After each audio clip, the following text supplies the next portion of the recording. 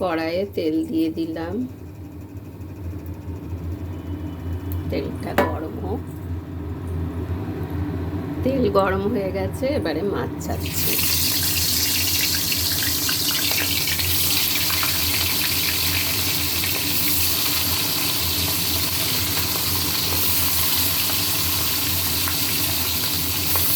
ভালো করে ভেজে তুলে নেব।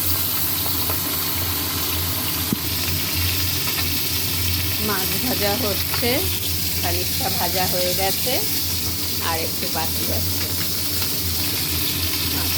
মাছগুলো ভেজে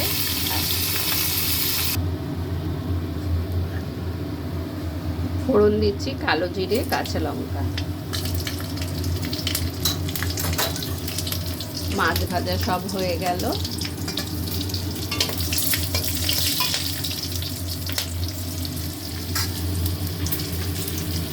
এবারে বেগুন দিলাম, এটা ভালো করে বেগুন আর আলুটাকে ভেজে নিলাম। এতে আলু না দিলেও হয়, কিন্তু আমার ছেলের আবার আলু লাগে, বেগুন খায় না তরকারিতে, ভাজা খাবে, পোড়া খাবে। ভাজা হোক, বেগুন আলু ভালো করে ভেজেছি। এবারে সর্ষে পোস্ত দিয়ে দিলাম।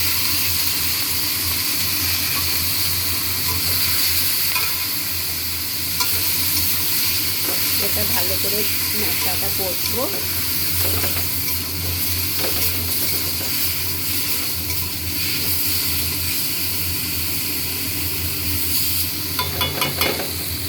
কষা হোক, ভালো করে মশলা কষা হয়ে গেছে। এবারে গরম জল দিচ্ছি।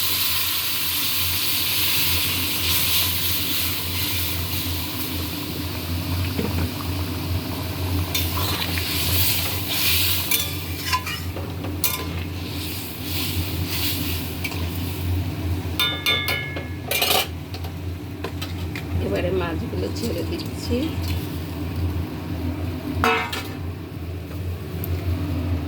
ধনে পাতা দিয়ে দিলাম।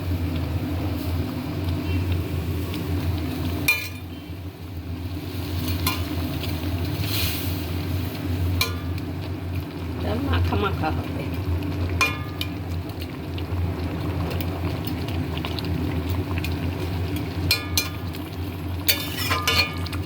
চাপিলা মাছ সর্ষে পোস্ত দিয়ে খেতে, আমি বলে দিচ্ছি, খেতে কিন্তু দারুণ হবে।